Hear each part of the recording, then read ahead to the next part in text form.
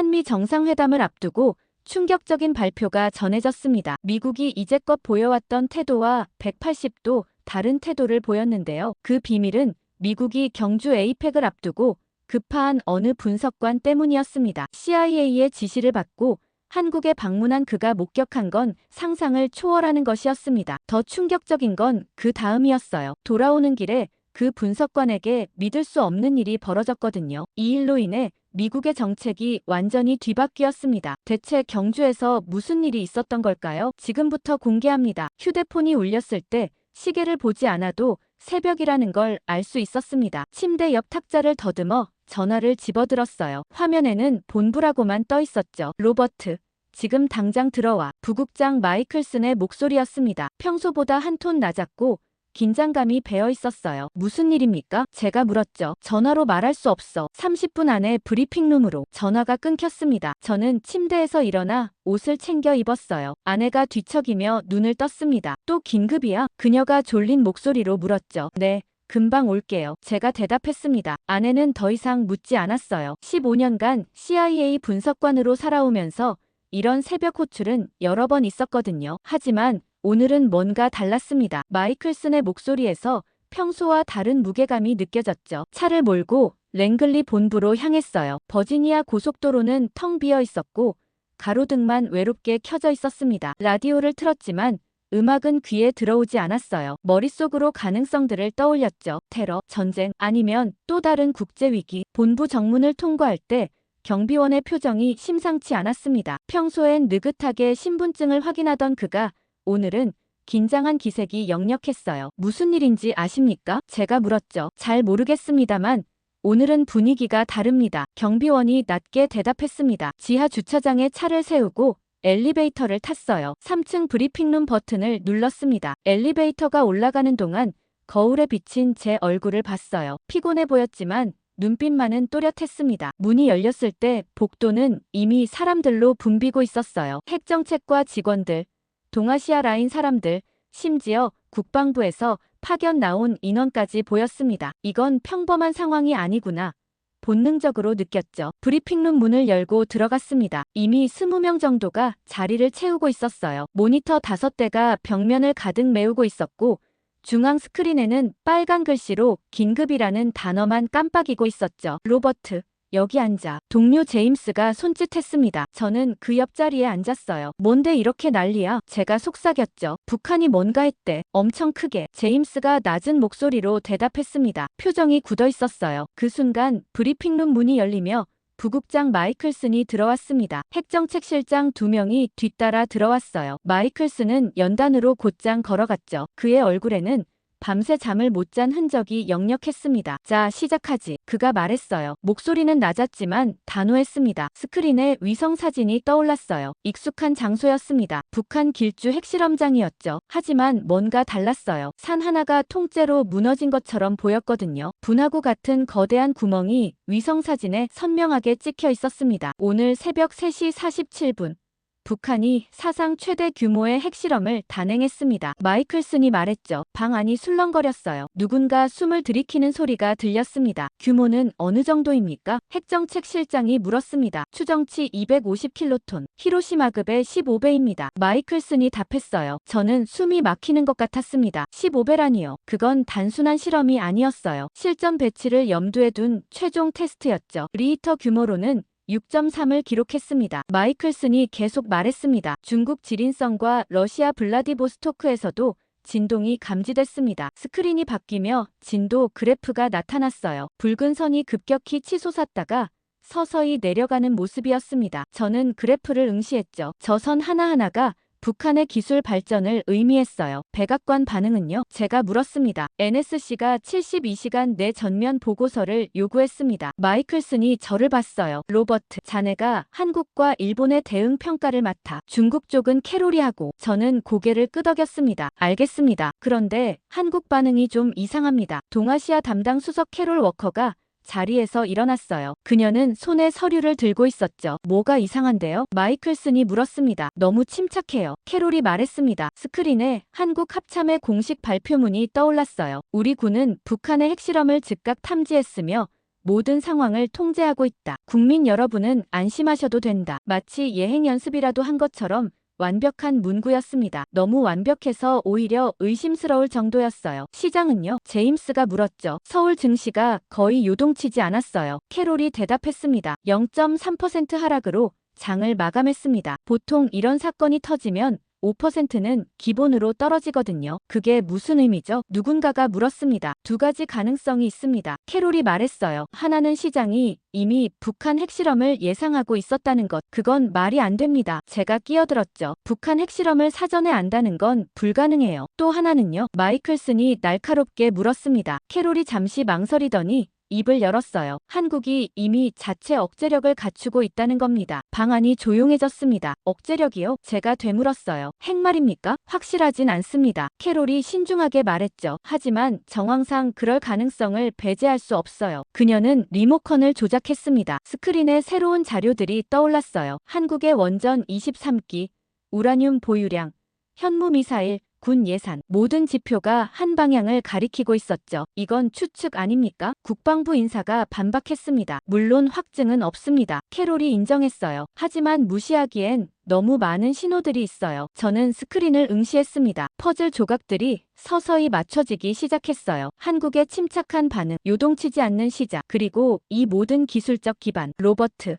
자네 생각은? 마이클슨이 저를 봤습니다. 기술적으론 충분히 가능합니다. 제가 천천히 말했어요. 한국은 세계 최고 수준의 원자력 기술을 보유하고 있고 미사일 기술도 상당합니다. 의지만 있다면 핵무기 제조가 가능해요. 그럼 확인해야겠군. 마이클슨이 말했죠. 그의 눈빛이 날카로워졌습니다. 어떻게요? 직접 가봐야지. 마이클슨이 저를 똑바로 봤어요. 로버트, 자네가 가. 한국에 말입니까? 제가 놀라서 물었습니다. 다음 달 경주에서 에이펙 정상회의가 열려 사전 점검단에 끼어들어 기술 자문관으로 위장하면 자연스럽게 현지를 둘러볼 수 있을 거야. 저는 잠시 말을 잃었어요. 동맹국을 조사하라는 겁니까? 조사가 아니야. 마이클슨이 고개를 저었습니다. 확인이지. 우리는 진실을 알아야 해. 브리핑이 끝나고 사람들이 하나둘 나갔어요. 저는 자리에 그대로 앉아 있었습니다. 스크린엔 여전히 한국의 데이터들이 떠 있었죠. 캐롤이 제 옆으로 다가왔습니다. 믿기지 않죠? 그녀가 조용히 말했어요. 동맹국이 우릴 속였을 거라는 게요. 아직 확실한 건 아니잖아요. 제가 대답했습니다. 하지만 마음 한구석이 불편했어요. 조심해요. 캐롤이 말했죠. 한국은 우리가 생각하는 것보다 훨씬 복잡한 나라예요. 브리핑룸을 나서는데 창밖으로 동이 트기 시작했습니다. 오늘은 평범한 날이 아니야. 저는 속으로 중얼거렸어요. 다음 날 오전, 저는 다시 브리핑룸에 있었습니다. 이번엔 더 많은 사람들이 모여 있었어요. 국무부, 국방부, 심지어 백악관에서도 사람이 나왔죠. 마이클슨이 연단에 섰습니다. 어제보다 얼굴이 더 피곤해 보였어요. 오늘은 어제 실험의 구체적 분석 결과를 공유하겠습니다. 그가 말했죠. 스크린에 길주 핵실험장의 새로운 위성 사진이 떠올랐어요. 어제 본 것보다 더 선명했습니다. 산 정상 부분이 완전히 함몰돼 있었고 주변으로 방사형 균열이 뻗어 있었죠. 마치 거대한 망치로 내리친 것 같았습니다. 폭발 지점은 지하 700m입니다. 핵정책실장이 레이저 포인터로 사진을 가리키며 말했어요. 이 깊이에서 250킬로톤급 폭발이 일어났다는 것, 북한이 지하 핵실험 기술을 완전히 숙달했다는 의미입니다. 방사능 누출은요? 누군가가 물었어요. 미량 검출됐습니다. 실장이 대답했죠. 하지만 예상보다 훨씬 적어요. 차폐 기술이 상당히 발전했다는 증거입니다. 저는 손을 들었습니다. 폭발 당시 진동 패턴을 분석한 결과가 있습니까? 있습니다. 실장이 고개를 끄덕였어요. 스크린이 바뀌며 지진파 그래프가 나타났습니다. 1차 파동과 2차 파동 사이 간격을 보십시오. 실장이 설명했죠. 이건 단순 핵분열이 아니라 다단계 기폭 방식입니다. 수소폭탄이라는 말입니까? 국방부 인사가 날카롭게 물었어요. 그 가능성을 배제할 수 없습니다. 실장이 신중하게 답했습니다. 방 안이 술렁거렸어요. 저는 그래프를 뚫어지게 봤습니다. 다단계 기폭이라는 건 북한이 단순히 핵무기를 만드는 수준을 넘어섰다는 의미였죠. 이제 그들은 소형화와 고위력화를 동시에 달성한 겁니다. 탄두 중량은 얼마로 추정됩니까? 제가 물었어요. 500kg 전후로 봅니다. 실장이 대답했죠. 미사일 탑재가 가능한 수준이에요. 그 말에 방 안이 또 한 번 조용해졌어요. 500kg이면 북한의 화성 시리즈 미사일에 충분히 탑재할 수 있는 무게였거든요. 사거리는요? 국무부 인사가 물었습니다. 13,000km입니다. 실장이 차갑게 말했어요. 미 본토 전역이 사정권 안에 들어옵니다. 마이클슨이 팔짱을 끼고 스크린을 바라봤어요. 그의 턱 근육이 굳어 있었죠. 리히터 규모로는요? 그가 물었습니다. 6.3입니다. 실장이 답했어요. 중국 지린성과 러시아 블라디보스토크에서도 진동이 감지됐습니다. 한국과 일본은 물론이고요. 스크린의 진도 그래프가 확대되어 나타났습니다. 붉은 선이 급격히 치솟았다가 서서히 내려가는 모습이었어요. 히로시마급의 15배라는 숫자가 화면 상단에 선명하게 표시돼 있었죠. 저는 그 그래프를 보며 등골이 서늘해지는 걸 느꼈습니다. 저 하나하나의 진동이 수만 명의 생명을 앗아갈 수 있는 힘이었거든요. 이 진도는 역사상 5번째로 큰 인공 지진입니다. 실장이 말했어요. 북한이 이제 전략 핵무기 수준에 도달했다는 명백한 증거입니다. 국제 반응은요? 마이클슨가 물었습니다. 중국은 공식 유감 표명, 러시아는 대화 촉구, 일본은 긴급 안보회의 소집. 실장이 간략히 정리했죠. 한국은요? 마이클슨가 날카롭게 물었어요. 실장이 잠시 멈칫했습니다. 짧은 성명 발표가 전부입니다. 특별한 추가 조치는 없었어요. 이상하지 않습니까? 제임스가 중얼거렸어요. 바로 코앞에서 저런 폭발이 일어났는데요. 저도 그렇게 생각했습니다. 서울과 길주는 직선거리로 200km도 안 되거든요. 보통이라면 국민들이 공황 상태에 빠져도 이상하지 않을 상황이었죠. 그런데 한국은 마치 이 모든 게 예정된 수순이라도 되는 것처럼 담담하게 반응하고 있었습니다. 캐롤이 자리에서 일어났어요. 제가 한국 반응을 좀 더 자세히 분석해봤습니다. 그녀가 말했죠. 스크린에 새로운 자료가 떠올랐어요. 언론 보도입니다. 캐롤이 설명했죠. 일면 톱 기사지만 논조가 차분해요. 오히려 전문가들이 나와서 우리 대응 능력이 충분하다고 강조합니다. 구체적으로 뭐라고 합니까? 마이클슨이 물었어요. 현무 미사일, 킬체인 시스템, 한국형 미사일 방어 체계를 언급하면서 북한 위협에 충분히 대응할 수 있다고 말합니다. 캐롤이 답했죠. 마치 이미 준비된 답변을 읽는 것 같았어요. 시장 반응은요? 국방부 인사가 물었습니다. 서울 증시가 0.3% 하락으로 장을 마감했습니다. 캐롤이 말했어요. 보통 이런 사건이 터지면 5%는 기본으로 떨어지는데 말이죠. 저는 메모를 적었습니다. 너무 침착한 반응이었어요. 마치 이미 예상하고 있었던 것처럼 보였죠. SNS 여론은요? 제가 물었어요. 놀랍게도 차분합니다. 캐롤이 답했죠. 물론 불안해하는 목소리도 있지만 전반적으론 우리 군을 신뢰한다는 반응이 많아요. 무엇을 믿는 걸까요? 제임스가 중얼거렸습니다. 그게 바로 우리가 알아내야 할 겁니다. 마이클슨이 말했어요. 그의 눈빛이 날카로워졌죠. 로버트. 자네가 한국 쪽을 집중적으로 파고들어 왜 저렇게 침착한지, 뭘 믿고 있는지 알아내야 해. 저는 고개를 끄덕였습니다. 알겠습니다. 백악관 NSC 대표가 앞으로 나왔어요. 대통령께서 72시간 내 완전한 분석 보고서를 요구하셨습니다. 그가 엄숙하게 말했죠. 북한의 능력뿐 아니라 주변국 대응, 특히 한국과 일본의 전략적 의도까지 파악해야 합니다. 72시간이요? 누군가가 놀라서 물었어요. 시간이 없습니다. NSC 대표가 단호하게 말했죠. 이건 단순한 북한 문제가 아닙니다. 동북아 전체 판도가 바뀔 수 있는 사안이에요. 브리핑이 끝나고 사람들이 하나둘 나갔습니다. 저는 자리에 그대로 앉아 있었어요. 스크린엔 여전히 진도 그래프가 떠 있었죠. 붉은 선이 전멸하고 있었습니다. 캐롤이 제 옆으로 다가왔어요. 뭔가 석연치 않죠? 그녀가 조용히 말했습니다. 한국이 너무 준비돼 있는 것 같아요. 저도 그렇게 느꼈습니다. 제가 대답했죠. 마치 이미 알고 있었던 것처럼 보여요. 아니면 이미 대비책을 갖추고 있거나. 캐롤이 말했어요. 그녀의 목소리에는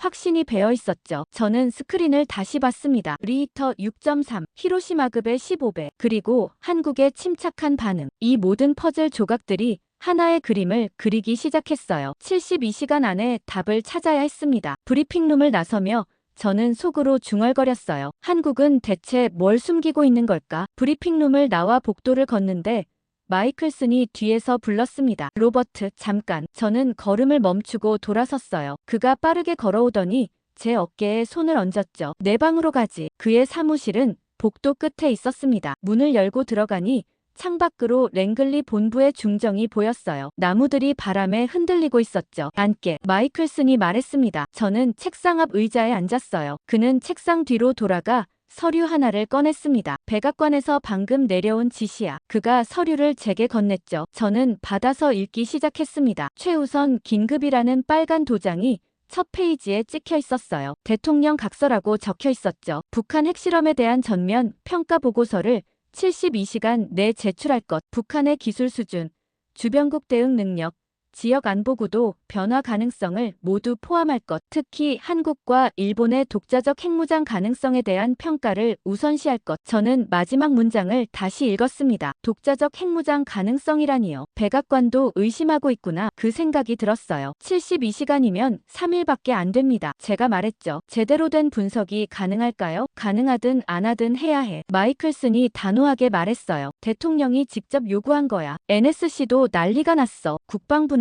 그들도 자체 분석팀을 꾸렸어. 마이클슨이 대답했죠. 하지만 인텔리전스는 우리 소관이야. 특히 한국 쪽은 자네가 맡아. 저는 서류를 내려놓았습니다. 구체적으로 뭘 알아내야 합니까? 3가지야. 마이클슨이 손가락을 펴며 말했어요. 첫째, 한국이 핵무기 개발 능력을 실제로 갖췄는지. 둘째, 만약 갖췄다면 어느 단계까지 진행됐는지. 셋째, 그들의 의도가 뭔지. 의도요? 방어용이냐 공격용이냐? 마이클슨이 설명했죠. 북한 억제용이냐? 아니면 더 큰 그림이 있는지 말이야. 저는 고개를 끄덕였습니다. 자료는 어디까지 접근 가능합니까? 최고 기밀까지 전부 열려 있어. 마이클슨이 말했어요. 위성사진, 통신감청, 인적정보원 보고서 다 볼 수 있어. 필요하면 국방부 자료도 요청해. 인력 지원은요? 캐롤이 중국 쪽을 맡고 제임스가 일본 쪽을 맡아. 마이클슨이 답했죠. 자넨 한국에만 집중하면 돼. 저는 잠시 생각에 잠겼습니다. 72시간 안에 한 나라의 핵 능력을 평가하라는 건 사실상 불가능에 가까운 일이었어요. 하지만 백악관이 이렇게 서두른다는 건 상황이 그만큼 심각하다는 의미였죠. 한 가지 더. 마이클슨이 말했어요. 이번 보고서는 정책 결정의 근거가 될 거야. 자네 분석에 따라 대통령이 한국에 압력을 넣을 수도 있고 아니면 동맹 강화 쪽으로 갈 수도 있어. 책임이 무겁군요. 제가 말했죠. 그래서 자네한테 맡기는 거야. 마이클슨이 제 눈을 똑바로 봤어요. 15년간 자네가 내놓은 분석 중에 틀린 게 거의 없었어. 이번에도 믿는다. 저는 자리에서 일어났습니다. 최선을 다하겠습니다. 아, 로버트. 마이클슨이 저를 불렀어요. 한 가지만 기억해. 뭔가요? 우리는 진실을 찾는 거야. 그가 조용히 말했죠. 우리가 원하는 답이 아니라 실제 답을 말이야. 저는 고개를 끄덕이고 사무실을 나왔습니다. 복도를 걸으며 손목시계를 봤어요. 오전 11시 30분이었습니다. 72시간이면 모레 오전 11시 30분까지였죠. 제 사무실로 돌아왔을 때 책상 위엔 이미 새로운 서류들이 쌓여 있었어요. 누군가 제가 없는 사이 갖다 놓은 모양이었죠. 매니 파일을 집어들었습니다. 한국 원자력 프로그램 전면 평가라는 제목이 붙어 있었어요. 커피를 한 잔 따라 마시고 의자에 앉았습니다. 파일을 열자 첫 페이지에 요약문이 나왔어요. 한국은 23기의 원전을 보유하고 있으며 세계 6위의 원자력 발전 국가임. 우라늄 농축 기술을 보유하고 있으나 IAEA 감시하에 있음. 핵연료 재처리 기술은 공식적으론 보유하지 않은 것으로 알려짐. 저는 마지막 문장에 밑줄을 그었습니다. 공식적으론이라는 표현이 걸렸거든요. 다음 페이지를 넘겼어요. 2000년대 초반 극비 우라늄 농축 실험 관련 내용이 나왔습니다. 한국은 2000년과 2003년 사이 소량의 우라늄을 농축한 사실이 있음. 이는 2004년 IAEA에 자진 신고됨. 당시 한국 정부는 과학자들의 독단적 행위라고 해명했으나 의문이 남음. 저는 메모를 적었습니다. 20년 전에 이미 농축 실험을 했다면 지금은 어디까지 왔을까? 파일을 계속 읽어 내려갔어요. 중간쯤에 흥미로운 내용이 나왔습니다. 한국의 원자력 기술 수준은 세계 최고 수준이며 이론적으론 6개월에서 1년 내 핵무기 제조 가능. 플루토늄 생산 능력, 농축 기술, 미사일 탑재 기술 모두 보유. 제가 필요한 건 의지뿐. 저는 그 문장을 다시 읽었습니다. 필요한 건 의지뿐이라. 그렇다면 한국이 정말 그 의지를 가졌을까요? 다음 파일을 꺼냈어요. 현무 미사일 시리즈 분석이었습니다. 상세한 스펙이 적혀 있었죠. 사거리, 탄두 중량, 정확도, 생산 수량, 모든 데이터가 빼곡하게 채워져 있었습니다. 특히 눈에 띈 건 현무 시리즈였어요. 사거리 800km, 탄두 중량 2톤, CEP 10m 이하, 지하 벙커 관통 능력 보유. 저는 계산기를 두드렸습니다. 만약 핵탄두를 500kg으로 소형화할 수 있다면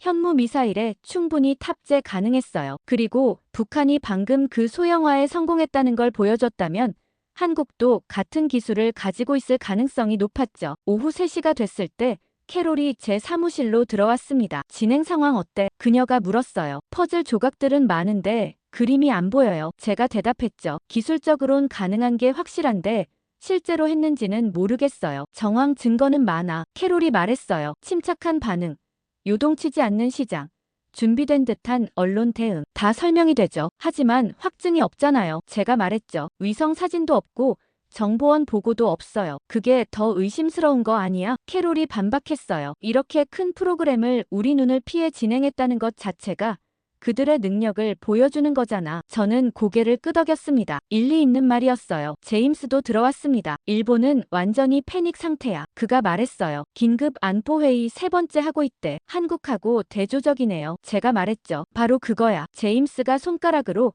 책상을 톡톡 두드렸어요. 일본은 미국 해구산에만 의존하는데 한국은 뭔가 다른 카드를 가진 것 같아. 우리는 그 카드가 뭔지 알아내야 했습니다. 다음 날 오전 종합 브리핑이 잡혔습니다. 72시간 중 이미 24시간이 지나 있었어요. 브리핑룸엔 전날보다 더 많은 사람들이 모여 있었죠. 국무부 차관보까지 참석했습니다. 마이클슨이 회의를 시작했어요. 각 팀별로 중간 보고를 듣겠습니다. 캐롤, 중국 쪽부터. 캐롤이 자리에서 일어났습니다. 중국은 이번 사태에 상당히 당황한 것으로 보입니다. 그녀가 말했죠. 베이징의 비공식 채널을 통해 확인한 바로는 북한이 사전 통보 없이 실험을 강행했어요. 시진핑 주석도 화가 났다는 얘기가 들려요. 통제력을 상실했다는 뜻입니까? 국무부 차관보가 물었어요. 그렇게 봐야 할 것 같습니다. 캐롤이 답했죠. 북한이 이제 중국 눈치도 안 보는 거예요. 제임스가 일본 보고를 이어받았습니다. 일본은 완전한 위기 모드입니다. 그가 스크린에 자료를 띄웠어요. 긴급 안보회의 연속 개최, 자위대 경계 태세 격사, 미일 동맹 강화론의 가속화. 다카이치 총리가 국회 연설에서 모든 선택지를 검토한다고 했는데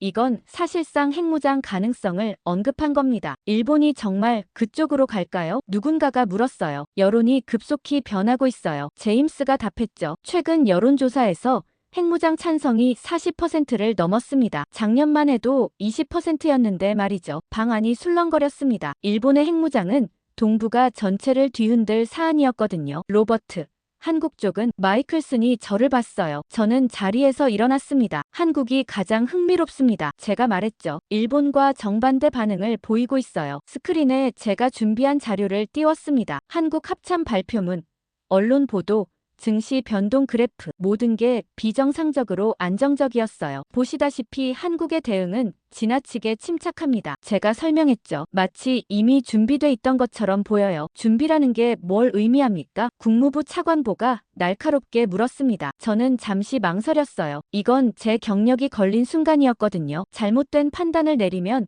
미국의 대한반도 정책 전체가 흔들릴 수 있었죠. 하지만 데이터는 명확했습니다. 자체 핵 억제력 가능성입니다. 제가 단호하게 말했어요. 방안이 조용해졌습니다. 뭐라고요? 차관보가 다시 물었어요. 한국이 핵무기를 보유했거나 최소한 실전 배치 직전 단계에 있을 가능성이 높습니다. 제가 반복했죠. 그래서 북한 핵실험에도 침착할 수 있는 거예요. 근거가 뭡니까? 마이클슨이 물었습니다. 저는 리모컨을 조작했어요. 스크린에 새로운 자료들이 나타났습니다. 첫째, 기술적 기반입니다. 제가 설명을 시작했죠. 한국은 23기의 원전을 보유하고 있고 세계 최고 수준의 원자력 기술을 갖췄어요. 우라늄 농축도 가능하죠. 2000년대 초반 이미 농축 실험을 한 전력도 있습니다. IAEA 감시는요? 누군가가 물었어요. 명목상으론 있지만 완벽하진 않아요. 제가 답했죠. 특히 군사시설은 접근이 제한돼 있습니다. 둘째, 운반 수단입니다. 스크린이 바뀌며 현무 미사일 자료가 나타났어요. 현무 시리즈는 사거리 500km에서 1500km까지 다양합니다. 탄두 중량도 충분하고 정확도도 높아요. 만약 핵탄두를 소형화할 수 있다면 즉시 탑재 가능합니다. 소형화 기술이 있다는 증거가 있습니까? 차관보가 물었어요. 직접 증거는 없습니다. 제가 인정했죠. 하지만 한국의 반도체 기술, 정밀 가공 기술을 감안하면 충분히 가능해요. 북한도 했는데 한국이 못할 이유가 없죠. 셋째, 자금입니다. 스크린에 국방 예산 그래프가 나타났어요. 한국 국방비가 최근 3년간 급증했습니다. 제가 말했죠. 특히 전략무기 관련 항목이 크게 늘었어요. 상당 부분이 특별 예산으로 분류돼 있는데 구체적 용도가 공개되지 않았습니다. 그게 핵개발 자금이라는 겁니까? 그럴 가능성이 있어요. 제가 답했습니다. 넷째, 정치적 의지입니다. 저는 마지막 자료를 띄웠어요. 한국 여론조사 결과였죠. 최근 여론조사에서 한국 국민의 70% 이상이 자체 핵무장에 찬성한다고 나왔습니다. 제가 설명했어요. 정치권에서도 공개적으로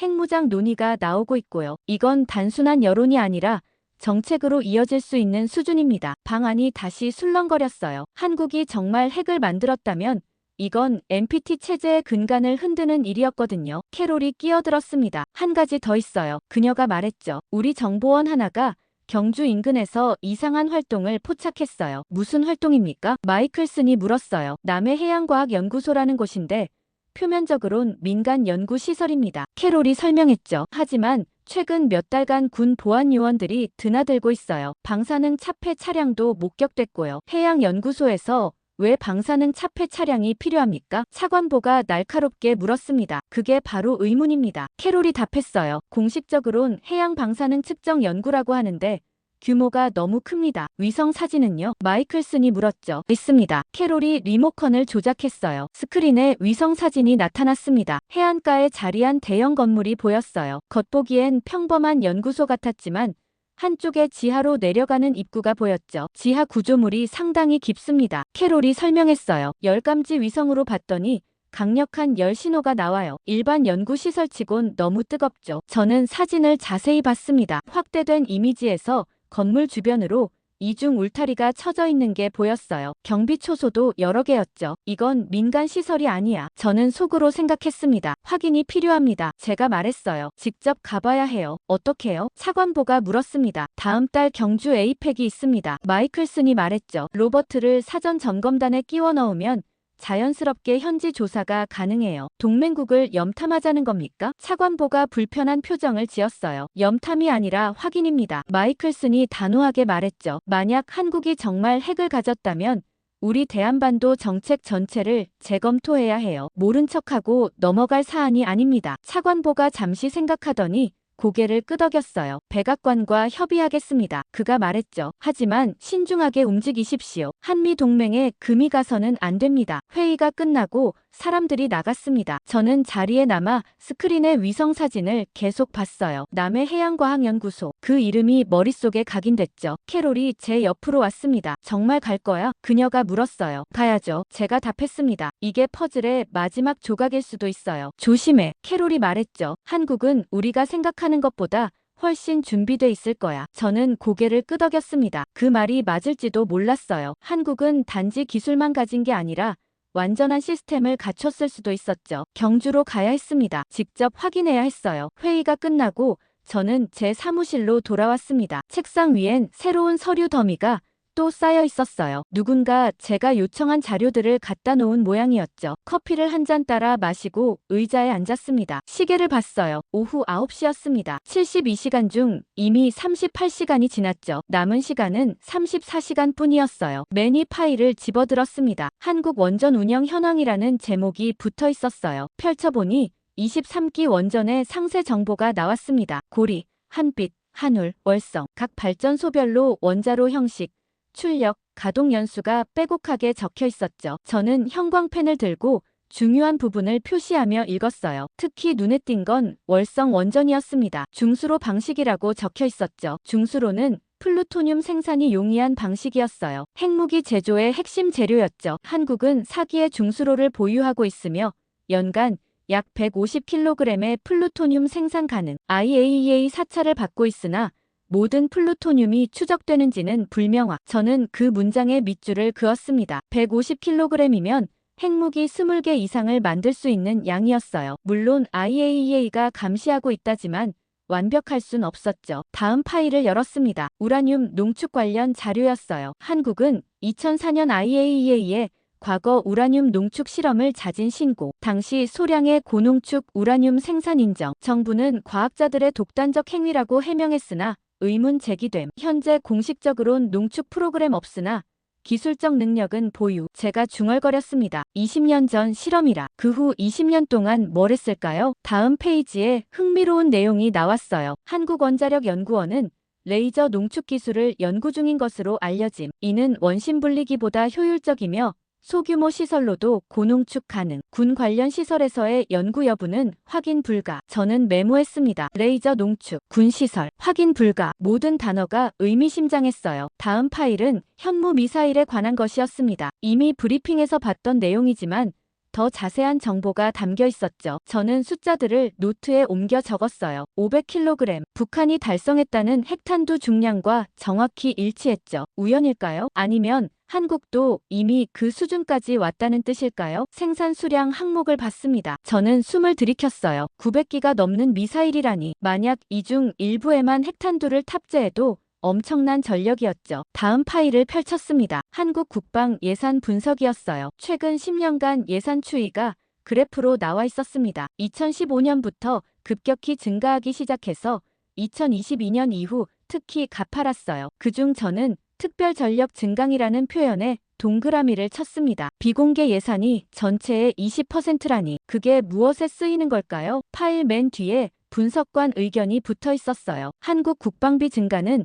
북한 위협만으로 설명하기 어려움, 특히 특별 항목의 규모가 과도함, 전략무기 개발 가능성 높으나 구체적 내용 파악 곤란, 전략무기, 그 단어가 계속 나왔습니다. 저는 의자에 등을 기대고 천장을 올려다봤어요. 퍼즐 조각들이 서서히 맞춰지고 있었습니다. 원전 23기, 플루토늄 생산 능력, 우라늄 농축 기술, 현무 미사일 900기 이상, 급증하는 국방비, 비공개 특별 예산, 모든 게 한 방향을 가리키고 있었어요. 책상 서랍을 열어 또 다른 파일을 꺼냈습니다. 누리호 발사 관련 자료였어요. 한국의 독자 개발 우주 발사체였죠. 누리호는 1.5톤의 인공위성을 지구 저궤도에 올릴 수 있음. 이는 ICBM 기술과 직접 연관됨. 발사체 기술, 유도 시스템, 재진입 기술 모두 습득한 것으로 판단됨. 저는 다시 메모했습니다. 우주 발사체 기술은 곧 장거리 미사일 기술이었어요. 한국이 인공위성을 쏘아 올릴 수 있다면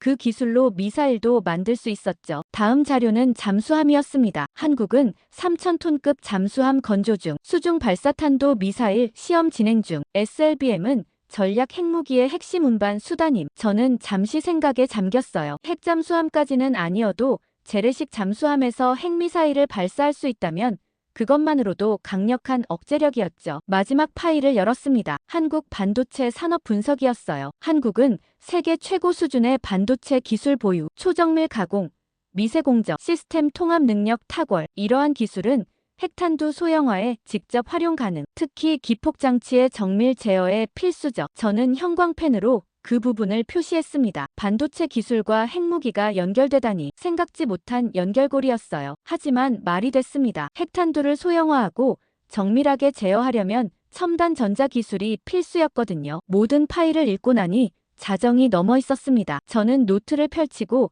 지금까지 파악한 내용을 정리하기 시작했어요. 내용을 정리하다 보니 한국은 핵무기를 이미 완성했을 가능성도 배제할 수 없겠더라고요. 저는 펜을 내려놓고 창밖을 바라봤습니다. 랭글리 본부의 야간 조명이 어둠 속에서 빛나고 있었어요. 이건 단순한 추측이 아니었습니다. 모든 데이터가 같은 결론을 가리키고 있었죠. 한국은 핵무기를 만들 수 있었어요. 아니, 어쩌면 이미 만들었을지도 몰랐습니다. 그래서 북한 핵실험에도 침착할 수 있었던 거죠. 문제는 확증이었습니다. 아무리 정황 증거가 많아도 직접 증거 없이는 백악관을 설득할 수 없었어요. 그리고 미국의 대한반도 정책을 바꿀 수도 없었죠. 저는 다시 캐롤이 보여준 위성사진을 꺼냈습니다. 남해해양과학연구소. 그곳에 답이 있을 것 같았어요. 경주로 가야 했습니다. 에이펙 사전 점검이라는 명목으로 현장에 들어가 직접 확인해야 했죠. 휴대폰을 들어 마이클슨에게 문자를 보냈습니다. 경주행 준비하겠습니다. 언제 출발 가능한지 알려주세요. 답장은 금방 왔어요. 모레 오전 비행기. 상세 일정 내일 전달. 조심해. 저는 휴대폰을 내려놓고 다시 노트를 봤습니다. 퍼즐의 윤곽이 보이기 시작했어요. 이제 마지막 조각을 찾으러 갈 시간이었습니다. 이틀 후.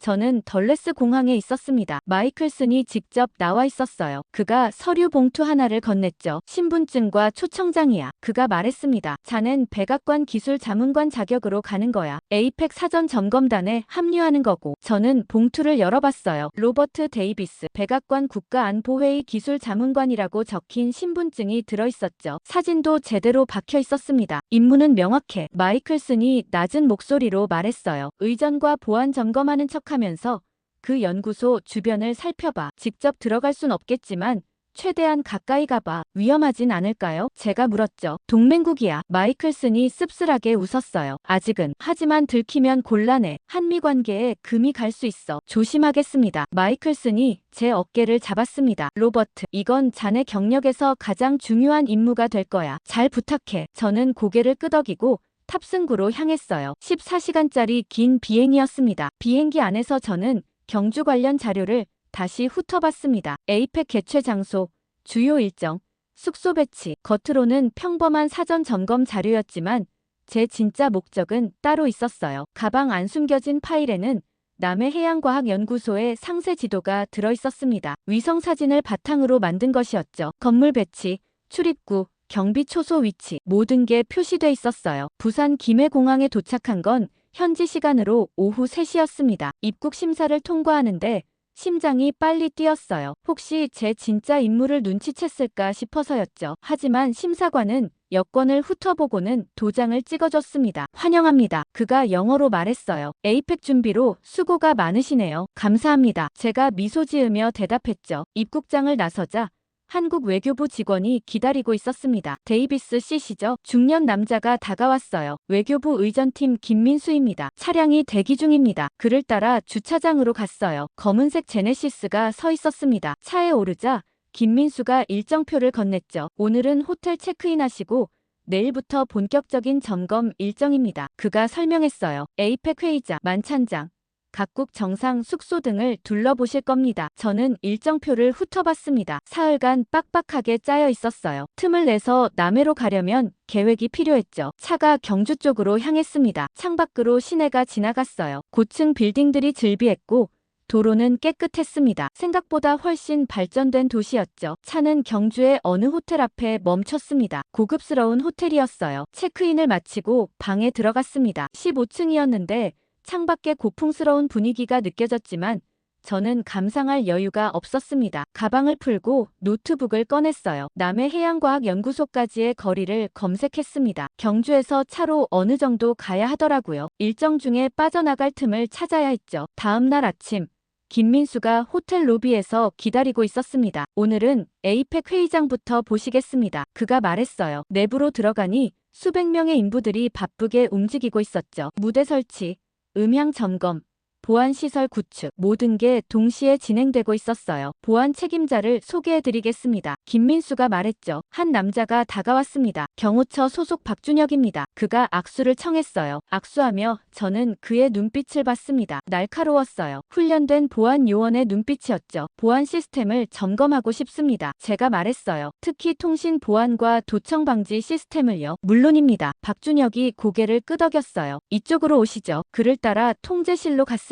벽면 가득 모니터가 설치돼 있었고 수십 명의 요원들이 자리를 지키고 있었어요. 최신 보안 시스템입니다. 박준혁이 설명했죠. CCTV 500대, 금속 탐지기, 폭발물 탐지기, 전파 차단 시스템까지 갖췄습니다. 저는 시스템을 둘러봤어요. 인상적이었습니다. 미국 백악관 수준이었죠. 한국의 기술력이 이 정도인가 싶었습니다. 오후에는 각국 정상 숙소를 점검했어요. 해운대의 고급 호텔들이었습니다. 모든 곳이 철통 같은 보안 속에 있었죠. 저녁 무렵 김민수가 말했습니다. 내일은 해양 관련 시찰이 있습니다. 조선소를 둘러보실 겁니다. 저는 귀가 번쩍 뛰었어요. 해양 관련이라니 남해 쪽도 갈 수 있을까요? 제가 조심스럽게 물었죠. 남해요? 김민수가 고개를 갸웃했어요. 특별히 일정엔 없는데요. 해양과학 분야도 보고 싶어서요. 제가 말했습니다. 에이펙에서 해양 환경 이슈도 다루지 않습니까? 김민수가 잠시 생각하더니 고개를 끄덕였어요. 외교부에 문의해보겠습니다. 남해에 해양과학연구소가 있긴 합니다. 그날 밤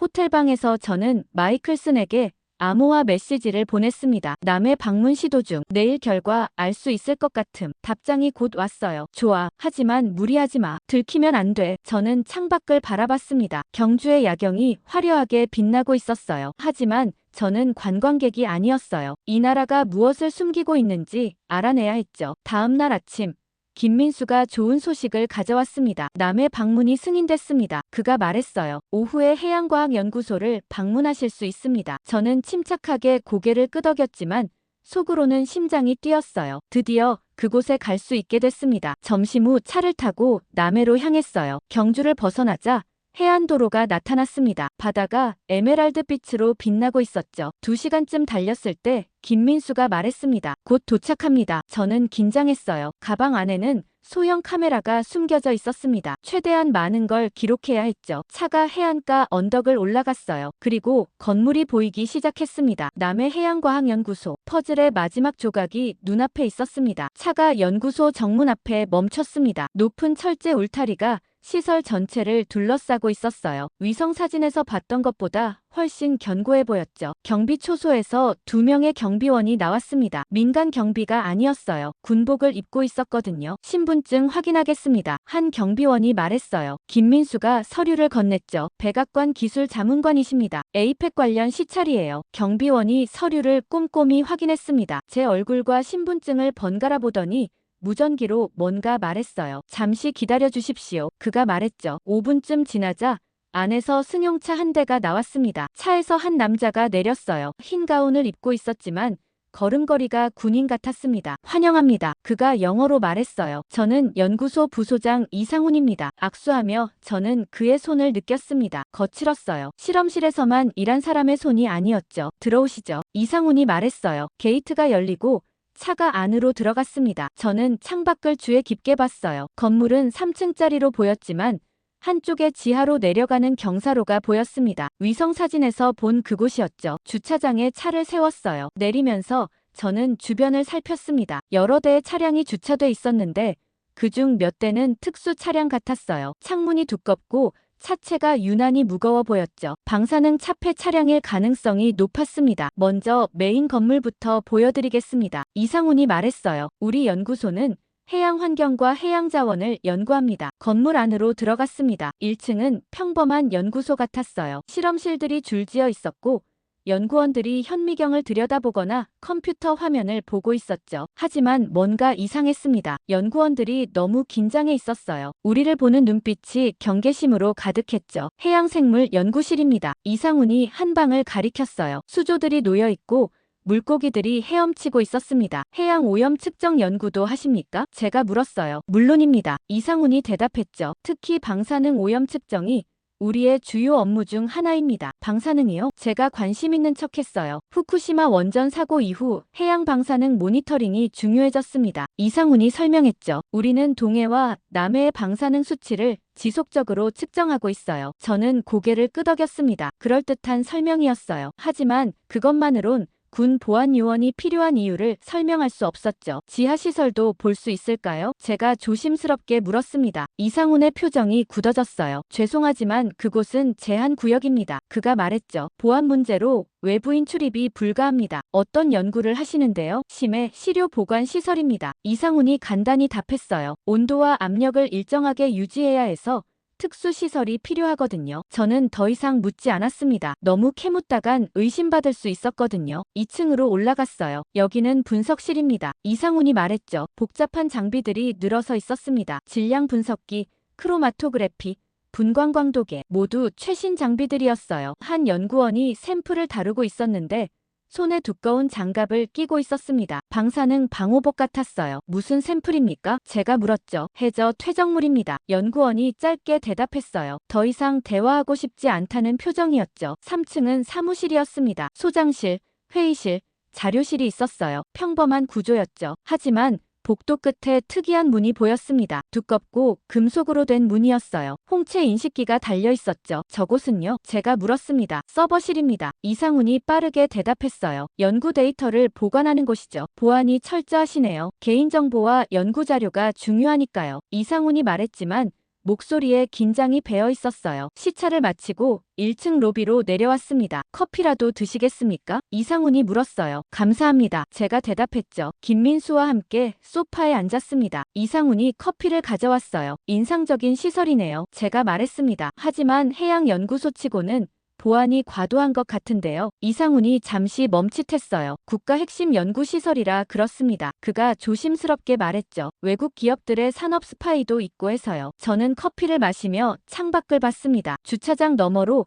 지하 경사로가 보였어요. 그곳에서 트럭 한 대가 올라오고 있었습니다. 특수 차량이었어요. 차체에 노란색 방사능 표시가 붙어 있었죠. 저는 가방에서 휴대폰을 꺼내는 척하며 재빨리 사진을 찍었습니다. 셔터 소리가 나지 않는 무음 모드였어요. 그 순간 이상훈이 저를 봤습니다. 연구소 내부는 촬영 금지입니다. 그가 날카롭게 말했어요. 죄송합니다. 제가 휴대폰을 내려놓았죠. 습관적으로 꺼낸 거였어요. 이상훈의 눈빛이 차갑게 변했습니다. 데이비스 씨. 더 보실 것 없으시면 이만 나가시죠. 그가 말했어요. 목소리에 경고의 뜻이 담겨 있었습니다. 네. 충분히 봤습니다. 제가 일어섰어요. 좋은 시설 감사합니다. 밖으로 나오며 저는 다시 한번 주변을 살폈습니다. 건물 옆으로 굵은 파이프들이 지하로 연결돼 있었어요. 냉각수 파이프 같았습니다. 일반 연구소에 필요한 것보다 훨씬 큰 규모였죠. 차에 타서 연구소를 빠져나왔습니다. 게이트를 지나며 저는 뒤를 돌아봤어요. 연구소 건물이 점점 멀어졌지만 머릿속엔 선명하게 남아 있었습니다. 지하 경사로, 방사능 차폐 차량, 두꺼운 냉각수 파이프, 군 보안 요원, 홍채 인식 보안 시스템, 모든 게 한 가지를 말해주고 있었어요. 저곳은 단순한 해양연구소가 아니었습니다. 뭔가 훨씬 더 중요한 일이 그 지하에서 벌어지고 있었죠. 경주로 돌아오는 차 안에서 김민수가 물었습니다. 어떠셨습니까? 인상적이었습니다. 제가 대답했어요. 한국의 과학 수준이 높다는 걸 확인했습니다. 김민수가 만족스러운 표정을 지었어요. 하지만 저는 전혀 다른 생각을 하고 있었습니다. 오늘 본 것을 어떻게 보고해야 할까? 직접적인 증거는 없었지만 정황은 너무나 명확했어요. 호텔에 도착하자마자 저는 방으로 올라가 노트북을 켰습니다. 암호화 통신으로 마이클슨에게 보고를 시작했어요. 남해해양과학연구소 방문 완료. 지하시설 확인 불가했으나 다음 사항 포착. 군 보안요원 배치. 방사능 차폐 차량 목격. 대형 냉각 시스템 확인. 과도한 보안 시스템. 표면적 기능과 실제 기능 불일치. 핵 관련 시설일 가능성 80% 이상. 메시지를 보내고 창밖을 바라봤습니다. 아름다운 풍경이었지만 저는 불편했습니다. 동맹국을 염탐했다는 죄책감 때문이었을까요? 아니면 한국이 정말 우리를 속이고 있다는 사실이 확인되어서였을까요? 답장이 곧 왔습니다. 잘했어. 귀국 즉시 전체 브리핑 준비해. 대통령이 기다리고 있어. 저는 노트북을 닫았습니다. 이제 퍼즐이 완성됐어요. 한국은 핵무기를 가졌거나 최소한 완성 직전이었습니다. 경주에서의 마지막 밤이었습니다. 저는 호텔방에서 귀국 준비를 하고 있었어요. 가방을 싸다가 휴대폰이 울렸습니다. 마이클슨이었죠. 로버트, 지금 당장 화상회의 가능한가? 그가 급하게 물었어요. 네, 가능합니다. 제가 대답했죠. 5분 후 연결할 거야. 보안 회선으로. 전화가 끊기고 저는 노트북을 켰습니다. 암호화 화상회의 프로그램을 실행했어요. 정확히 5분 후 화면에 연결 요청이 떴습니다. 수락 버튼을 누르자 마이클슨의 얼굴이 나타났어요. 그 옆으로 국무부 차관보, 국방부 인사, 그리고 NSC 대표까지 보였습니다. 백악관까지 연결된 회의였죠. 로버트, 들리는가? 마이클슨이 물었어요. 네, 선명합니다. 제가 대답했습니다. 좋아. 마이클슨이 말했죠. 시간이 없어. 대통령이 내일 아침 브리핑을 요구했어. 자네 현장 보고를 지금 들어야겠어. 저는 자세를 바로 잡고 앉았습니다. 오늘 남해해양과학연구소를 방문했습니다. 제가 보고를 시작했어요. 공식적으론 해양환경연구시설이지만 실제론 그 이상으로 보입니다. 구체적으로 뭘 봤나? 국방부 인사가 물었어요. 첫째, 군 보안요원이 배치돼 있었습니다. 제가 말했죠. 민간 연구소치고는 과도한 보안이에요. 둘째, 방사능 차폐 차량을 목격했습니다. 해양 방사능 측정용이라고 하더군요. 그게 이상한가? NSC 대표가 물었습니다. 규모가 너무 큽니다. 제가 설명했어요. 단순 측정용이라면 저 정도 장비가 필요 없어요. 셋째, 대형 냉각 시스템이 있었습니다. 건물 옆으로 굵은 파이프들이 지하로 연결돼 있더군요. 얼마나 큰가? 원전 냉각수 파이프만 합니다. 제가 답했죠. 일반 연구소엔 필요 없는 규모예요. 화면 너머에서 누군가 휘파람을 불었어요. 넷째, 지하시설 출입이 철저히 통제됐습니다. 저는 계속 말했습니다. 홍채 인식 보안 시스템까지 갖췄더군요. 지하에 뭐가 있는지 확인은 못했습니까? 차관보가 물었어요. 불가능했습니다. 제가 고개를 저었죠. 너무 캐묻다간 의심받을 상황이었어요. 확률은? 마이클슨이 날카롭게 물었습니다. 저는 잠시 멈칫했어요. 이 한마디가 미국의 대한반도 정책을 바꿀 수 있었거든요. 80%입니다. 제가 단호하게 말했죠. 한국은 핵무기 완성 직전 단계에 있습니다. 그 연구소는 생산시설이거나 최소한 핵심 부품 제조시설로 보입니다. 화면 속 사람들의 표정이 굳어졌어요. 근거가 약하지 않은가? 차관보가 반박했습니다. 직접 본 게 없지 않나? 직접 보진 못했습니다. 제가 인정했죠. 하지만 모든 정황이 한 방향을 가리킵니다. 23기 원전, 플루토늄 생산 능력, 미사일 기술, 반도체 기술, 그리고 오늘 본 시설, 퍼즐 조각이 다 맞아떨어져요. 추측일 뿐 아닌가? 차관보가 고집했어요. 정보 분석이 원래 그렇습니다. 제가 차분하게 말했죠. 직접 증거가 나올 때까지 기다리면 이미 늦어요. 지금 우리가 가진 정보만으로도 충분히 판단할 수 있습니다. 만약 틀렸다면? 차관보가 물었어요. 한미동맹에 금이 갑니다. 그럼 맞다면요? 국방부 인사가 끼어들었습니다. 더 큰 문제죠. 차관보가 한숨을 쉬었어요. 우리가 속았다는 얘기니까요. NSC 대표가 말했습니다. 대통령께선 명확한 판단을 원하십니다. 로버트, 자네는 한국이 핵을 가졌다고 확신하나? 저는 카메라를 똑바로 봤습니다. 가졌거나 곧 가질 겁니다. 제가 말했죠. 북한 핵실험에 대한 한국의 침착한 반응이 그 증거예요. 그들은 이미 대비책을 갖추고 있습니다. 대응 방안은? 마이클슨이 물었어요. 3가지 옵션이 있습니다. 제가 손가락을 펴며 말했죠. 첫째, 압박입니다. 한국의 NPT 의무를 상기시키고 핵 포기를 요구하는 거죠. 실현 가능성은? 낮습니다. 제가 답했어요. 한국 여론의 70%가 핵무장을 지지합니다. 정부가 포기하기 어려워요. 둘째는 묵인입니다. 제가 말했죠. 모른 척하고 넘어가는 거예요. 대신 한미동맹을 더 강화하고 통제권을 확보하는 조건으로요. 그건 NPT 붕괴를 의미해. 차관보가 반박했습니다. 일본, 대만, 중동 국가들까지 핵무장하려 들 거야. 그래서 3번째가 있습니다. 제가 말했어요. 협상입니다. 한국이 핵 관련 기술을 일부 공유하는 조건으로 우리가 묵인해주는 거죠. 기술 공유요? 국방부 인사가 관심을 보였어요. 한국의 소형화 기술, 미사일 기술은 우리에게도 유용합니다. 제가 설명했죠. 거기에 그들의 의료 로봇, AI 기술까지 포함하면 윈윈이 가능해요. 마이클슨이 턱을 괴고 생각했어요. 현실적으로는 3번째가 최선이군. 그가 말했습니다. 하지만 대통령을 설득해야 해. 제 생명이 증거입니다. 제가 갑자기 말했어요. 모두가 저를 봤습니다. 무슨 뜻인가? NSC 대표가 물었죠. 만약 제가 경주에서 응급 상황을 겪었다면 한국 의료진이 저를 살렸을 겁니다. 제가 말했어요. 그들의 기술 수준은 그 정도예요. 단지 핵무기만이 아니라 모든 분야에서 최고 수준입니다. 우리는 그들을 적으로 볼 게 아니라 파트너로 봐야 해요. 화면 속 사람들이 서로를 봤습니다. 로버트 말이 맞아. 마이클슨이 천천히 말했어요. 우리가 한국을 억제할 수 없다면 같이 가야 해. 배워야 해요. 차관보가 한숨을 쉬었습니다. 백악관과 협의하겠습니다. 그가 말했죠. 하지만 쉽지 않을 겁니다. 의회 설득도 만만찮고요. 시간이 없습니다. 제가 강하게 말했어요. 한국은 이미 결정을 내렸을 가능성이 높아요. 우리가 늦으면 주도권을 잃습니다. NSC 대표가 고개를 끄덕였어요. 로버트, 내일 귀국하는 대로 백악관으로 와. 대통령께 직접 브리핑하게. 알겠습니다. 제가 대답했죠. 회의가 끝나고 화면이 꺼졌습니다. 저는 의자에 기대긴 숨을 내쉬었어요. 이제 공은 백악관으로 넘어갔습니다. 창밖을 봤어요. 이 나라는 우리가 생각했던 것보다 훨씬 강했습니다. 기술도, 의지도, 준비도. 그들은 단지 미국의 보호를 받는 동맹국이 아니었어요. 스스로를 지킬 힘을 갖춘 독립국이었죠. 문제는 미국이 그 현실을 받아들일 수 있느냐는 것이었습니다. 다음 날 아침 저는 김해공항으로 향했어요. 김민수가 배웅 나왔습니다. 좋은 방문이었기를 바랍니다. 그가 말했죠. 매우 인상적이었습니다. 제가 악수하며 대답했어요. 한국에서 많은 걸 배웠습니다. 김민수가 미소 지었지만 그의 눈빛은 날카로웠어요. 제가 뭘 알아냈는지 짐작하고 있는 것 같았습니다. 비행기에 오르며 저는 한국을 마지막으로 바라봤어요. 이 도시가 이 나라가 앞으로 어떻게 변할지 궁금했습니다. 그리고 미국은 어떻게 대응할지도. 14시간 비행 내내 저는 브리핑 자료를 준비했습니다. 대통령을 설득해야 했어요. 한국과의 새로운 관계를 만들어야 한다고. 비행기가 인천공항에 착륙했습니다. 환승 대기 시간이 3시간이었어요. 저는 공항 라운지에 앉아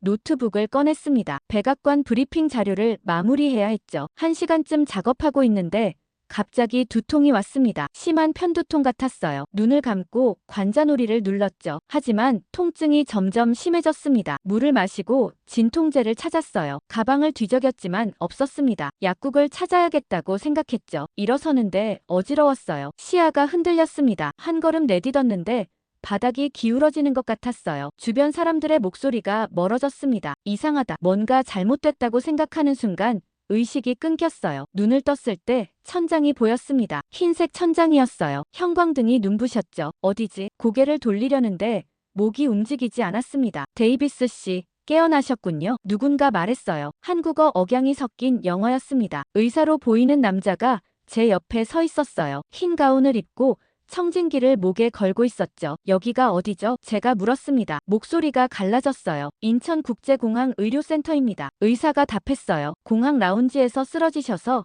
응급 이송됐습니다. 저는 천천히 기억을 되짚었어요. 두통, 어지럼증, 그리고 쓰러진 것. 얼마나 지났습니까? 2시간입니다. 의사가 시계를 봤어요. CT 촬영을 했는데 결과가 좋지 않습니다. 무슨 뜻입니까? 뇌출혈 징후가 보입니다. 의사가 조심스럽게 말했죠. 정확히는 뇌동맥류 파열입니다. 즉시 수술이 필요해요. 저는 숨이 막혔습니다. 뇌출혈이라니요. 미국으로 가겠습니다. 제가 말했어요. 거기서 수술 받을게요. 의사가 고개를 저었습니다. 불가능합니다. 지금 이동하면 뇌압이 급증해서 치명적일 수 있어요. 여기서 수술해야 합니다. 하지만 데이비스 씨, 의사가 제 눈을 똑바로 봤어요. 지금 수술하지 않으면 1시간 내 사망할 수 있습니다. 그 순간 문이 열리며 누군가 들어왔습니다. 미국 대사관 직원이었어요. 데이비스 씨, 대사관에서 나왔습니다. 그가 급하게 말했죠. 본국으로 의료 이송 준비 중입니다. 불가능하다고 했어요. 제가 말했습니다. 그는 의사를 봤어요. 정말 이동이 불가능합니까? 네. 의사가 단호하게 답했죠. 환자 상태가 위중합니다. 12시간 비행을 견딜 수 없어요. 지금 당장 수술해야 합니다. 여기 수술 시설이 충분합니까? 대사관 직원이 물었어요. 물론입니다. 의사가 자신 있게 말했죠. 우리 병원은 한국 최고 수준입니다. 신경외과 전문의와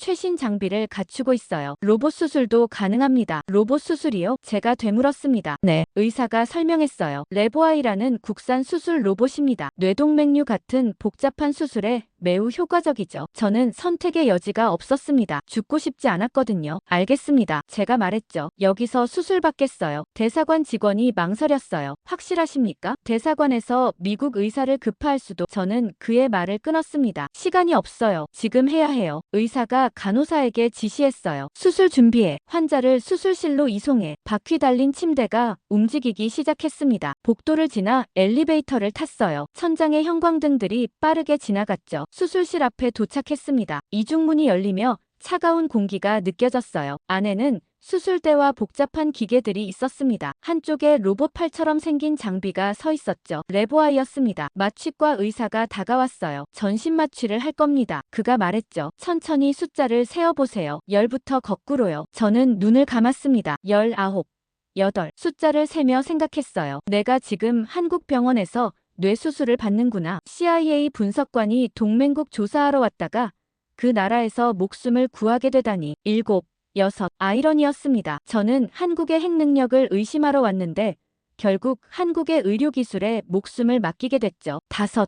의식이 흐릿해졌어요. 마지막으로 본 건 수술등의 밝은 빛이었습니다. 그리고 어둠이 왔어요. 꿈을 꾸고 있었습니다. 브리핑룸에 서 있었어요. 대통령 앞에서 보고하고 있었죠. 한국은 핵을 가졌습니다. 제가 말하는데 갑자기 한국 의사가 나타났어요. 하지만 당신 목숨을 살린 건 한국입니다. 의사가 말했죠. 꿈이 흐릿해졌습니다. 다른 장면이 나타났어요. 남의 연구소였습니다. 지하로 내려가는 계단이 보였죠. 내려가려는데 문이 잠겨 있었어요. 열쇠가 필요했습니다. 하지만 열쇠가 어디 있는지 몰랐죠. 누군가 제 어깨를 잡았습니다. 돌아보니 캐롤이었어요. 로버트, 깨어나. 그녀가 말했죠. 내가 찾던 답은 이미 내 안에 있어. 무슨 뜻이죠? 제가 물었어요. 하지만 캐롤이 사라졌습니다. 주변이 하얘지더니 다시 어둠이 왔어요. 시간이 얼마나 흘렀는지 몰랐습니다. 영원 같기도 했고 순간 같기도 했어요. 그러다 멀리서 목소리가 들렸습니다. 수술 성공입니다. 누군가 말했어요. 환자 상태 안정적이에요. 의식이 천천히 돌아왔습니다. 눈꺼풀이 무거웠어요. 억지로 떴습니다. 흐릿하게 사람들이 보였죠. 흰 가운을 입은 의사들이었습니다. 데이비스 씨,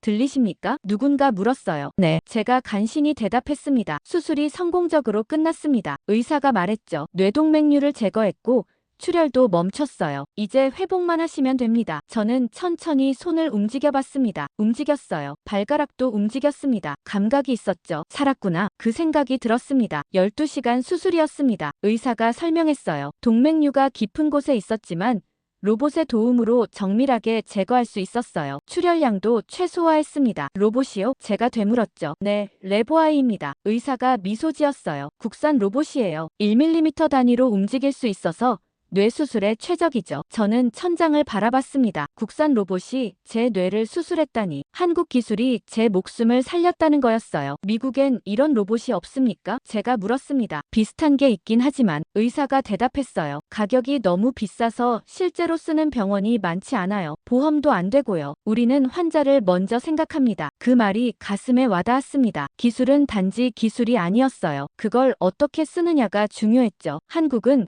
그 기술을 사람 살리는 데 썼습니다. 회복실로 옮겨졌어요. 창밖으로 인천공항이 보였습니다. 비행기들이 뜨고 내리고 있었죠. 저는 살아있었습니다. 한국 덕분에. 눈을 떴을 때 햇빛이 창문으로 들어오고 있었습니다. 하루가 지난 것 같았어요. 몸을 움직여봤죠. 통증은 있었지만 견딜만 했습니다. 머리에 붕대가 감겨있는 게 느껴졌어요. 깨어나셨군요. 간호사가 다가왔습니다. 기분이 어떠세요? 괜찮습니다. 제가 대답했죠. 목소리가 나왔어요. 잠시 후 담당 의사가 들어왔습니다. 어제 수술했던 그 의사였어요. 회복이 빠르시네요. 그가 차트를 보며 말했죠. 뇌압도 정상이고 신경학적 이상도 없습니다. 제대로 살아난 겁니까? 제가 물었어요. 의사가 미소 지었습니다. 네, 완전히 성공입니다. 2주 정도 입원하시면 퇴원 가능해요. 그 후 한 달간 안정이 필요하고요. 저는 안도의 숨을 내쉬었습니다. 수술에 대해 좀 더 설명해 주시겠습니까? 제가 물었죠. 의사가 의자에 앉았습니다. 두개골 안쪽 동맥에 혹이 있었어요. 그가 손으로 설명했어요. 언제 터져도 이상하지 않은 상태였죠. 파열된 부분을 클립으로 막고 출혈을 멈췄습니다. 로봇이 했다고요? 네. 의사가 고개를 끄덕였어요. 레보아이가 1mm 단위로 정밀하게 움직여서 혈관을 다치지 않게 클립을 장착했어요. 사람 손으로는 불가능한 각도였습니다. 저는 천장을 바라봤어요. 제 머릿속에 한국산 로봇이 들어가 수술을 했다니. 그 로봇이 미국에도 있습니까? 제가 물었습니다. 비슷한 다빈치 로봇이 있긴 하죠. 의사가 답했어요. 하지만 뇌수술엔 레보아이가 더 적합해요. 게다가 미국에선 로봇 수술 비용이 수천만 원이라 보험도 안 되고 실제로 다룰 수 있는 의사도 많지 않아요. 그런데 여기선요? 여기선 보험이 적용됩니다. 의사가 말했죠. 환자가 필요하면 쓰는 거예요. 비용보다 생명이 먼저니까요. 저는 말문이 막혔습니다. 미국에선 돈이 없으면 이런 수술을 받기 어려웠거든요. 보험회사가 승인하지 않으면 최신 치료는 꿈도 못 꿨죠. 하지만 여기선 달랐습니다. 감사합니다. 제가 진심으로 말했어요. 제 목숨을 살려주셨어요. 의사가 손을 내저었습니다. 우리 일일 뿐이에요. 당신이 미국인이든 한국인이든 상관없어요. 환자는 환자니까요. 그가 나가고 저는 혼자 남았습니다. 창밖을 봤어요. 인천공항 활주로가 보였고 비행기들이 쉴 새 없이 움직이고 있었죠. 저는 생각에 잠겼습니다. 지난 며칠간 제가 뭘 했죠? 한국의 핵 능력을 조사했어요. 그들을 의심했고 증거를 찾으려 했습니다. 남의 연구소까지 가서 염탐했죠. 그런데 정작 제가 위기에 처했을 때 저를 살린 건 한국이었습니다. 그들의 기술, 그들의 시스템, 그들의 헌신이 제 목숨을 구했어요. 아이러니했습니다. 저는 한국이 핵무기를 만들었을 거라 확신했어요. 기술적으로 충분히 가능했고 모든 정황이 그쪽을 가리켰죠. 하지만 지금 깨달았습니다. 기술을 가진 것과 그걸 어떻게 쓰는가는 전혀 다른 문제라는 걸. 한국은 그 기술을 무기를 만드는 데만 쓰지 않았어요. 사람을 살리는 데도 썼습니다. 로봇을 만들어 수술에 쓰고 시스템을 만들어 모든 환자가 치료받게 했죠. 며칠 후 대사관 직원이 문병을 왔습니다. 상태가 좋아 보이시네요. 그가 말했어요. 본부에서 연락이 많이 왔습니다. 무슨 내용입니까? 백악관 브리핑은 연기됐습니다. 그가 설명했죠. 당신이 회복할 때까지 기다리겠답니다. 마이클슨 부국장도 안부를 전하더군요. 저는 고개를 끄덕였습니다. 보고서는 제출했습니까? 예비 보고서는 제출됐어요. 직원이 답했죠. 하지만 당신의 최종 의견을 기다리고 있습니다. 최종 의견이라. 저는 그 말을 곱씹었어요. 일주일이 지났습니다. 저는 조금씩 걸을 수 있게 됐어요. 복도를 천천히 걸으며 다른 환자들을 봤습니다. 노인, 아이, 젊은이 모두가 치료받고 있었죠. 어느 날 로비에서 한 가족을 봤습니다. 할아버지가 휠체어에 앉아 있었고 가족들이 웃으며 얘기하고 있었어요. 행복해 보였습니다. 간호사에게 물었죠. 저분은 어떤 환자입니까? 뇌졸중으로 쓰러지셨는데 로봇 수술로 회복하셨어요. 간호사가 답했습니다. 이제 재활 중이세요. 다음 주면 퇴원하실 거예요. 비용이 많이 들었겠네요. 제가 말했죠. 건강보험이 다 처리해줬어요. 간호사가 당연하다는 듯 말했습니다. 환자 부담은 거의 없었을 거예요. 저는 그 가족을 다시 봤습니다. 저들은 파산 걱정 없이 치료받았어요. 미국 같았으면 수백만 달러가 들었을 수술을 말이죠. 이틀 후 담당 의사가 마지막 검진을 했습니다. 완벽합니다. 그가 MRI 사진을 보며 말했죠. 혈관이 깨끗하게 봉합됐어요. 신경 손상도 전혀 없고요. 정말 기적 같습니다. 제가 말했어요. 기적이 아니라 기술이죠. 의사가 웃었습니다. 그리고 팀워크요. 새벽 3시에도 수술팀이 즉시 모였어요. 의사, 간호사, 마취과, 로봇 기술자 모두가 한 팀으로 움직였죠. 저는 그의 말을 곱씹었습니다. 시스템이었어요. 개인의 능력이 아니라 시스템 전체가 작동한 거였죠. 한국은 그 시스템을 만들었습니다. 퇴원 전날 밤 저는 노트북을 열었습니다. 백악관에 보낼 최종 보고서를 써야 했어요. 화면을 보며 한참 생각했습니다. 뭐라고 써야 할까요? 한국은 핵을 가졌다고 확신했던 제 판단이 맞을까요? 기술적으론 여전히 가능성이 높았습니다. 하지만 이제 저는 다른 걸 알았어요. 한국은 단지 무기를 만드는 나라가 아니었습니다. 사람을 살리는 나라였죠. 기술을 억제력으로만 쓰지 않고 생명을 위해서도 쓰는 나라였어요. 저는 키보드에 손을 올렸습니다. 그리고 쓰기 시작했어요. 최종 평가 보고서. 한국의 핵 능력은 기술적으로 6개월에서 1년 내 핵무기 제조 가능. 의도는 북한 억제용으로 추정. 그러나 이것이 전부가 아님. 한국은 기술을 다면적으로 활용하는 능력 보유. 의료, 산업, 국방 전 분야에서 세계 최고 수준. 권고사항. 압박이 아닌 협력. 한국을 적대시하면 얻는 것 없음. 파트너로 인정하고 기술 교류 추진 필요. 본 분석관은 한국 의료 시스템의 혜택을 직접 받음. 그들의 능력은 단순한 기술력을 넘어 시스템 전체의 효율성에서 나옴. 이는 국방 분야도 마찬가지일 것으로 판단. 미국은 한국으로부터 배워야 함. 저는 보고서를 저장하고 노트북을 닫았습니다. 창밖을 봤어요. 밤하늘에 별이 빛나고 있었습니다. 이 나라는 핵보다 강한 걸 가지고 있었어요. 사람에 대한 믿음이었습니다. 퇴원하는 날 아침이었습니다. 간호사가 마지막 체크를 했어요. 혈압 정상, 신경 반응 정상, 모든 게 좋았죠. 짐을 챙기는데 담당 의사가 들어왔습니다. 오늘 떠나신다고요? 그가 물었어요. 네.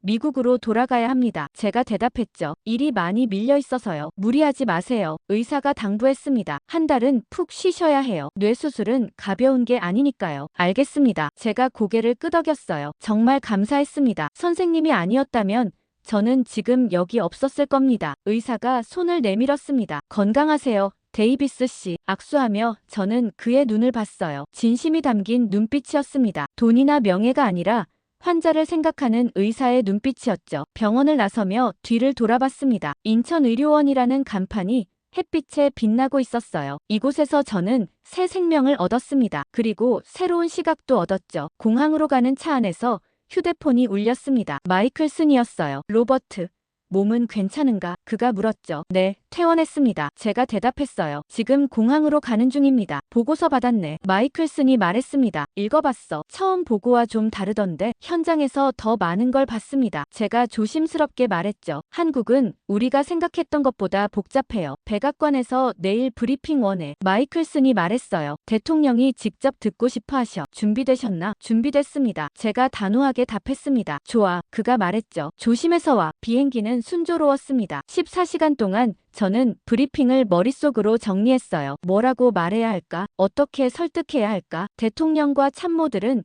명확한 답을 원할 겁니다. 한국이 핵을 가졌는지, 우리가 어떻게 대응해야 하는지. 하지만 저는 이제 알았어요. 문제는 그렇게 단순하지 않았습니다. 워싱턴 덜레스에 도착했을 때 마이클슨이 직접 나와 있었습니다. 안색이 좋아 보이는군. 그가 제 얼굴을 보며 말했어요. 한국 의사들 솜씨가 좋나 보지. 최고였습니다. 제가 답했죠. 제 목숨을 구했어요. 차를 타고 랭글리로 향했습니다. 자네 보고서가 파장을 일으키고 있어. 마이클슨이 말했어요. 국무부는 협력적으로 기울고 있는데 국방부는 여전히 경계하고 있지. 대통령 생각은요? 아직 결정 안 하셨어. 마이클슨이 답했죠. 그래서 자네 브리핑이 중요해. 자네가 현장에서 직접 봤으니까. 제 사무실에 들어갔을 때 책상 위엔 산더미 같은 서류가 쌓여 있었습니다. 한국 관련 최신 정보들이었어요. 하나씩 읽어 내려갔죠. 한국 국방부가 새로운 미사일 실험을 했다는 보고, 원전 가동률이 올라갔다는 정보,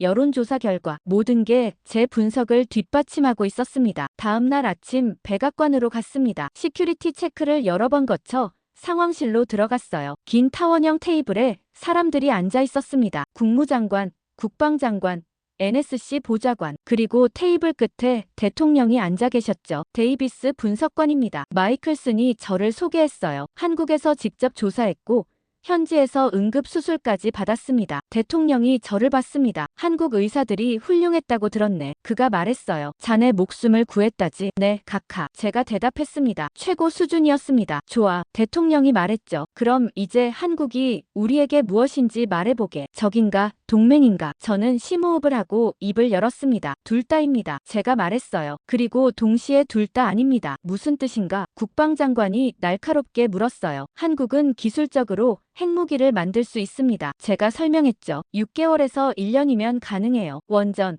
농축 기술, 미사일, 모든 걸 갖췄습니다. 그럼적 아닌가? 국방장관이 말했어요. NPT를 위반하려는 아직 만들지 않았습니다. 제가 말했죠. 그리고 만든다 해도 그건 북한 때문이에요. 우리를 겨냥한 게 아닙니다. 확신하나? 대통령이 물었습니다. 제 목숨으로 확신합니다. 제가 단호하게 답했어요. 저는 한국에서 죽을 뻔했습니다. 뇌출혈로요. 그런데 한국 의사들이 저를 살렸어요. 국산 로봇으로 12시간 수술했습니다. 비용은 미국보다 훨씬 저렴했고요. 그게 무슨 상관인가? 국방장관이 반박했어요. 의료와 핵무기는 다른 문제 아닌가? 같은 문제입니다. 제가 강하게 말했죠. 둘 다 기술이고 둘 다 시스템이에요. 한국은 그 기술을 사람을 죽이는 데만 쓰지 않습니다. 살리는 데도 씁니다. 그들은 무기만 만드는 게 아니라 병원도 짓고 로봇도 만들고 시스템도 구축해요. 국무장관이 끼어들었습니다. 데이비스 분석관 말이 맞습니다. 그가 말했어요. 한국을 억압하면 그들은 더 멀어질 겁니다. 협력하면 우리도 배울 게 많아요. 배운다고요? 국방장관이 비웃었어요. 우리가 한국한테 배워요? 저는 제 머리를 가리켰습니다. 제 머릿속엔 한국 로봇이 심은 클립이 있습니다. 제가 말했죠. 미국 병원이었다면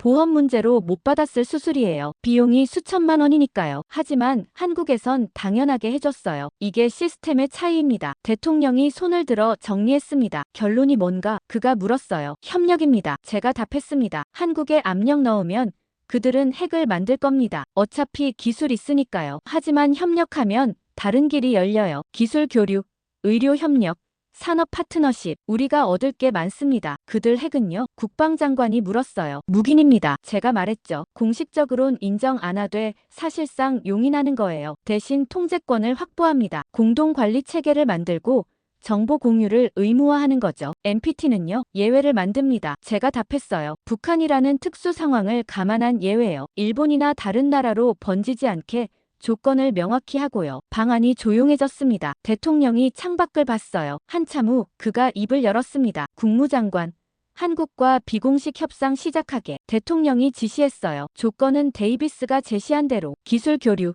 정보 공유, 공동관리. 알겠습니다. 국무장관이 고개를 끄덕였습니다. 그리고 데이비스 대통령이 저를 봤어요. 한국 의사들한테 고맙다고 전하게. 그들이 우리 분석관만 살린 게 아니라 한미동맹도 살렸어. 브리핑이 끝나고 나왔습니다. 마이클슨이 제 어깨를 두드렸어요. 잘했네. 그가 말했죠. 자네가 판을 바꿨어. 제가 아니라 한국이 바꿨습니다. 제가 대답했어요. 저는 그저 봤을 뿐이에요. 백악관 브리핑 일주일 후 상황이 급속히 움직이기 시작했습니다. 국무부가 한국 측에 비공식 접촉을 시작했어요. 극비 채널이었죠. 저는 다시 마이클슨 사무실에 불려갔습니다. 한국 측 반응이 왔네. 그가 말했어요. 예상보다 빨라. 어떤 반응입니까? 제가 물었죠. 놀랍게도 긍정적이야. 마이클슨이 서류를 건넸습니다. 하지만 조건을 걸었어. 저는 서류를 펼쳤습니다. 한국 정부의 입장이 정리돼 있었어요. 한국 측 제안. 첫째, 기존 관세 협정 전면 철폐, 특히 자동차,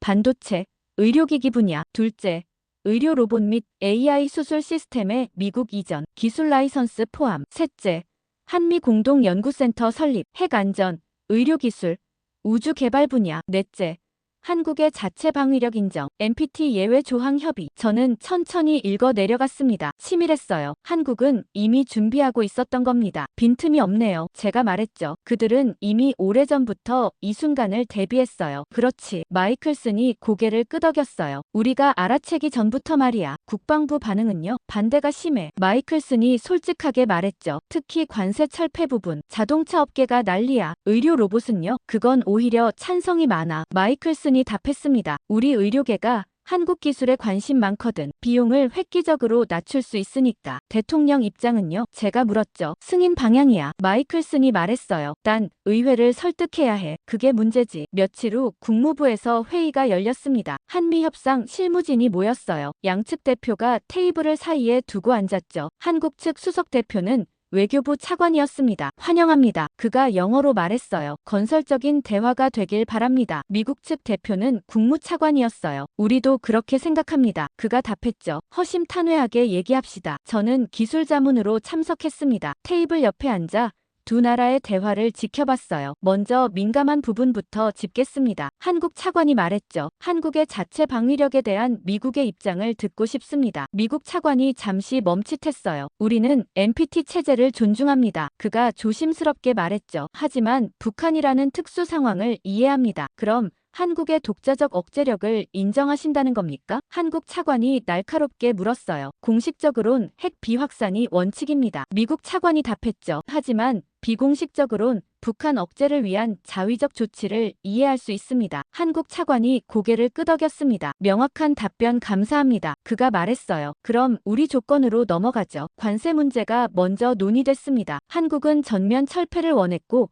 미국은 단계적 철폐를 주장했어요. 협상이 팽팽했죠. 자동차 분야는 민감합니다. 미국 차관이 말했어요. 디트로이트가 반발할 겁니다. 그럼 의료기기부터 시작하시죠. 한국 차관이 제안했습니다. 로봇 수술 시스템, AI 진단 장비, 이건 양국 모두에게 이익이에요. 미국 차관이 참모와 속닥거렸습니다. 그게 가능합니다. 그가 말했죠. 의료계 반응이 긍정적이니까요. 다음은 기술 이전 문제였습니다. 레보아이 수술 로봇을 미국에 도입하되 라이선스 비용을 지불한다는 내용이었어요. 한국 측이 제시한 금액은 5억 달러였죠. 너무 비싸지 않습니까? 미국 측 참모가 반박했어요. 데이비스 씨, 한국 차관이 저를 봤습니다. 당신이 받은 수술 비용이 미국에선 얼마였을까요? 저는 잠시 계산했습니다. 로봇 수술 12시간 전문의 최소 50만 달러입니다. 제가 답했어요. 보험 없이는 100만 달러도 가능해요. 그런데 한국에선요? 한국 차관이 물었죠. 건강보험 적용으로 환자 부담 거의 없었습니다. 제가 인정했어요. 이게 시스템의 차이입니다. 한국 차관이 미국 측을 봤어요. 5억 달러면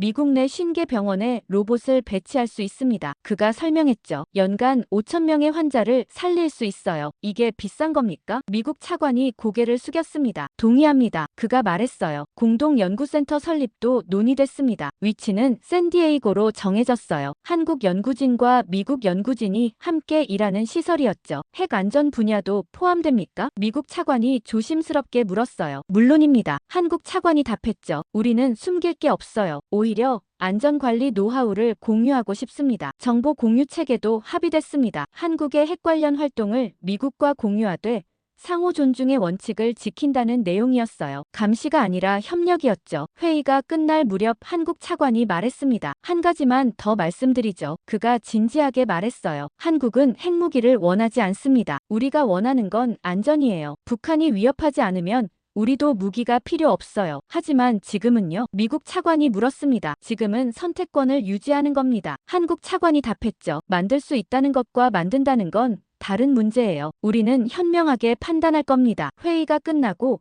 복도에서 한국 차관을 만났습니다. 데이비스 씨, 그가 저를 불렀어요. 수술은 잘 회복되셨습니까? 네.